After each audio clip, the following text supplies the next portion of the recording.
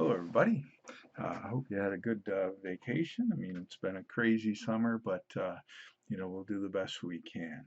Uh, this course is a really interesting course. I think you'll find it lots of fun. It's about configuration management, which is one of those basic topics that large-scale computing organizations rely on for everything because it's the only way that you can really scale out configurations. If you do your configurations manually, then you can only do a very small number of servers configured identically. Humans just can't do that. But when you start turning your configurations into code, then you can move to a much larger scale architecture. And of course, that's what companies want to do. So that's what this class is about. I think you'll find it really interesting, and I think you'll find it to be, kind of fun stuff. It's not really hard. It's just a lot of work. So that's the way the class is going to be. So this class should build on your background, should build on courses that you've already taken. The interesting thing is it represents this modern way to think about computer operations. And computer operations is what companies call what we used to call system administration or network engineering, network administration.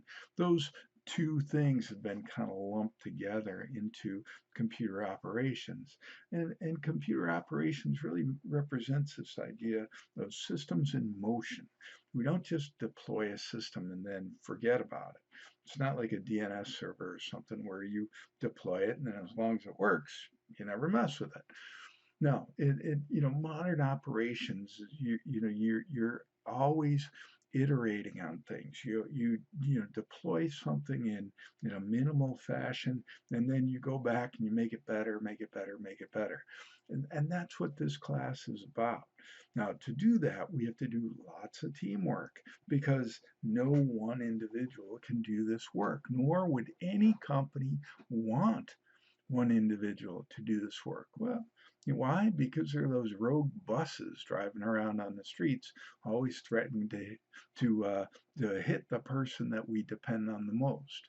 So, we've got to have teamwork involved with this. And so that's what we're going to do in this class is to use a lot of teamwork. And then the last thing we've got to have is a lot of testing because just because a GUI says that you've deployed something in one way doesn't mean that it's really deployed that way. You need to test it to make sure that your systems perform the way you expect them to. And that's what we're going to do in this class. Office hours, well, I'm teaching two sections of 140, web and mobile 1, and so I've got to have office hours for them. Well, there they are. If you're on campus and you want to stop by, please feel free to. But if you're not on campus, that's okay too. This is an online class. You can do this from wherever you are. If you're working all day, that's not a problem either. Um, on the other hand, because we can have these Zoom meetings, I thought, well, let's have one, and if people want to talk to me via Zoom, I'll be available on Wednesdays from 10 to 11 or so. And that'll be in the class Zoom meeting. So in my courses, you should have a little Zoom tab up there. Yeah, and that's what we'll use. If this works out to be something that you guys really like, we can add more hours if you want, or do at different times, whatever. I'm open for suggestions. Frankly, email is the best way to get in touch with me, and I'm an emailing guy all the time. So, that works pretty well. Now, on weekends, I'm much less available than I am during the week. So, you should take that into consideration. Now, we also have, as you know, RIT bought an enterprise license for Slack. And so I've set up a Slack workspace out there, and there's the URL for it. And I think the way that it's going to work is that you guys will log into Slack, search for this workspace, then that'll prompt a message from me to me saying, somebody wants to enter our workspace. Do I want to let them? So it may take a couple of days to get you all set on that, but I think that'll work pretty well.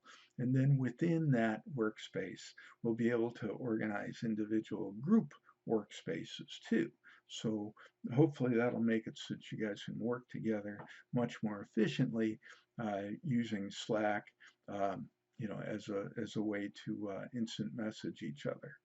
Uh, we're going to be using Arliss for most of the lab work for this class, mostly because Arliss is awesome. It's a private cloud, and all private clouds are a little quirky, and Arliss certainly is quirky.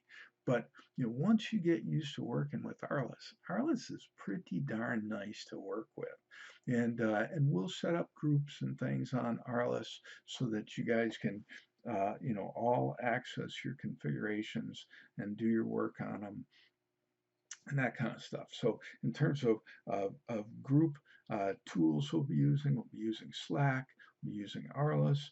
We've got the KGCOE GitLab server that allows you to set up individual groups out there, which you can't do on GitHub.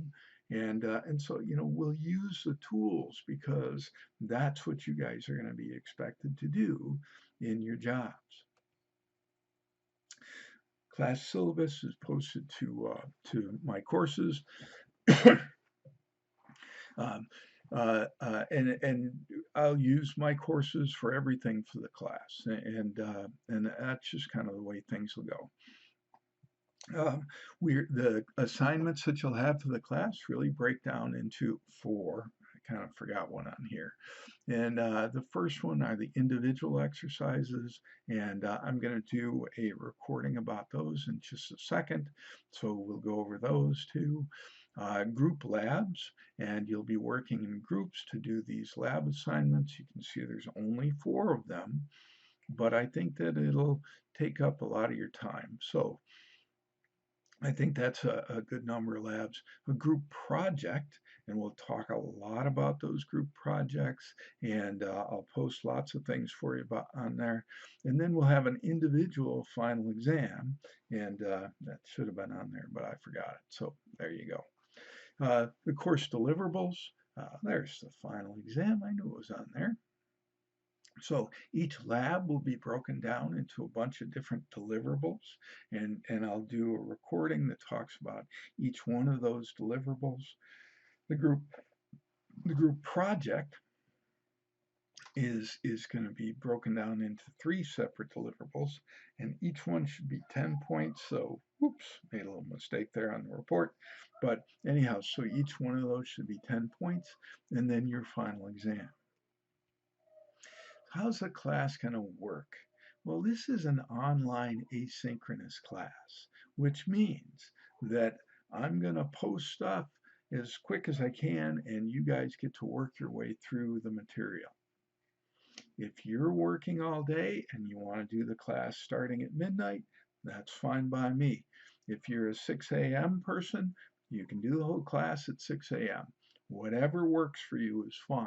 And that's why I like these asynchronous classes, because if we had a Zoom meeting that everybody needed to attend every Tuesday, Thursday from 12 till 2, that would be just awful, and you guys would hate me for it because you couldn't do anything. But now with the asynchronous class, I think it'll make life a lot easier for you. We'll have those optional Wednesday Zoom meetings. If you want to attend, you can. If you don't, that's okay too. And then the course material is going to be broken up into concept lectures where I talk about things like internet scale architectures and work processes and workflows and all those kind of things. And then we'll have Ansible lectures, which talk about this is how Ansible works. This is how you do loops. This is how you do playbooks. This is an inventory, that kind of stuff. Then I'll do lab overview for each lab, where I talk about in words, what I expect from you for the lab. How should your group work together? This is kind of a crazy way to organize groups. You're going to have groups of 6. That's so big. How can you possibly work like that? Well, That's what we're going to talk about. I'll also do lectures about, these lectures about group project ideas, and I'll talk about projects that students have done in the past. I'll talk about things for the future.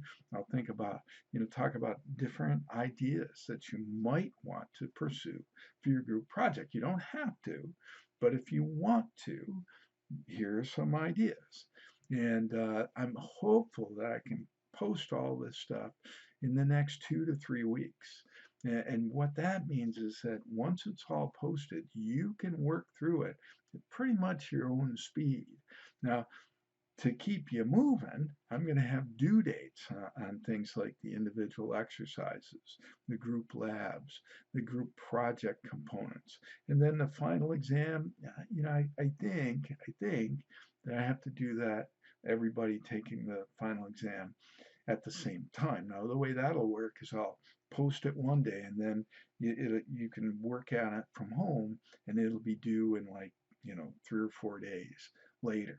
Should only take you about 4 hours or so, but I'm going to give you 3 or 4 days. So yeah, I think that'll work out pretty well. But that's how the class, that's kind of the class rhythm. The group labs, remember, I'm going to do lectures on these labs, and I'm going to talk about how things work and everything. But just as a brief overview, there's going to be a rhythm here. The labs are going to be due on Mondays. So you need to complete your first one lab on Monday, and then on Tuesday I'm going to have another assignment that's due for you, and that's the project plan for the next lab, because I don't want you to say, I got 2 weeks until the next lab's done, so I won't even think about it. No, finish one lab on Monday. Next lab, your group needs to get together and say, here's the next lab. How are we going to do this? And you're going to come up with a plan that's going to have a Visio network drawing. It's going to have a Gantt chart that talks about who's going to do what, and when are they going to have things done. I want you to plan ahead on this thing. If this sounds like the way that you've worked on projects in industry, it should, because that's what I'm modeling this on. Version control, yeah, that's what we do now. So we're going to use version control. Then we're going to divide each lab group up into an operations team and a security team. And I'll go through what I expect the way these different teams will work, each group having 2 teams. Oh, and by the way, you can switch between the ops team and the security team or vice versa anytime you want. You don't have to stay in one or the other. Group project. Group project is going to be really exciting, really fun for you. The idea behind this thing is that, I want you to think about this field because it's really neat and it may be something that you want to start your career in. And I want you to think about, what can I do to make myself most valuable in this field? And that's what makes a good group project. You get together and say, we should do Kubernetes. We need to, that Professor Border, man, what an idiot. He didn't include Kubernetes in this class. Kubernetes should have been in there. Well, you know what? Add it yourself as part of your group project, okay? I love that. We've had lots of really interesting Kubernetes projects.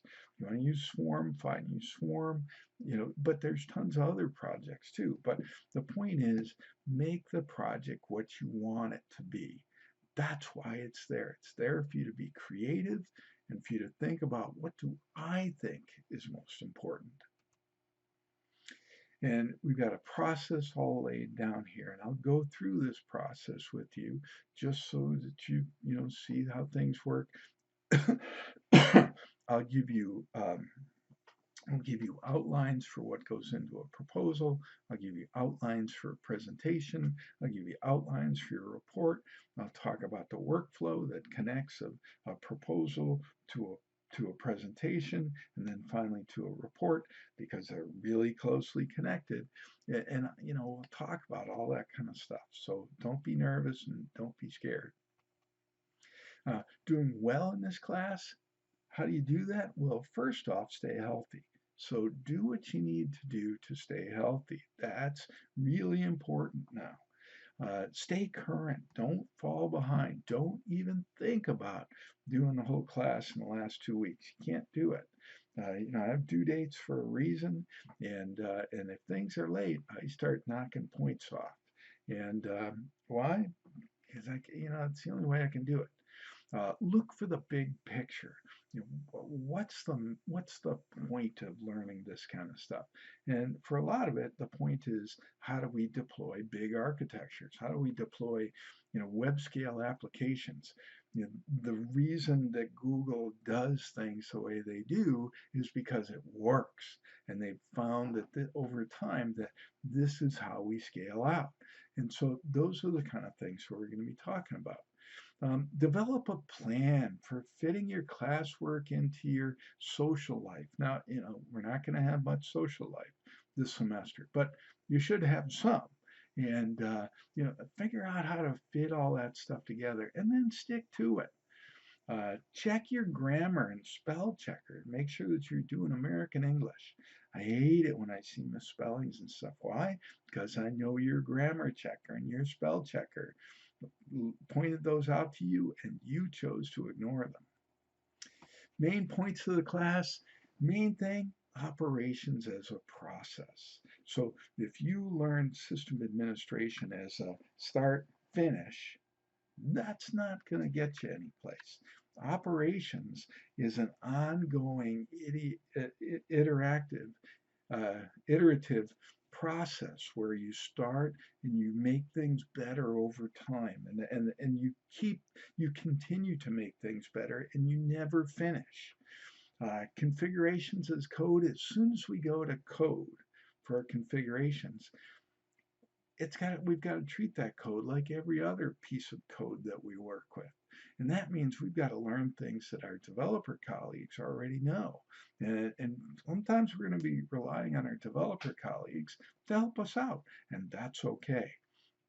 We're going to be talking about web scale resilient architectures and processes, not computer processes, but work processes. How does an organization build a web scale resilient architecture? Well, you can't just build it and forget it. You have to keep working on it. We're going to talk about microservice architectures. We're going to talk about teamwork around large applications. We're going to talk about hybrid architectures, which is what every company is using these days, where we've got multiple public clouds, you've got private clouds, you've got owned architectures, you've got all that kind of stuff all mushed together to create one really useful, resilient architecture. Then we're going to talk about testing, because testing matters. You can't just deploy something and say, that done, it works because the GUI said it worked. No, you've got to test it to make sure that it functions the way that you expect it to. Well, that's the end of this lecture, but I hope to get back to you real soon with another lecture, and have a good day, and welcome to the class, everybody. Take care. Bye-bye.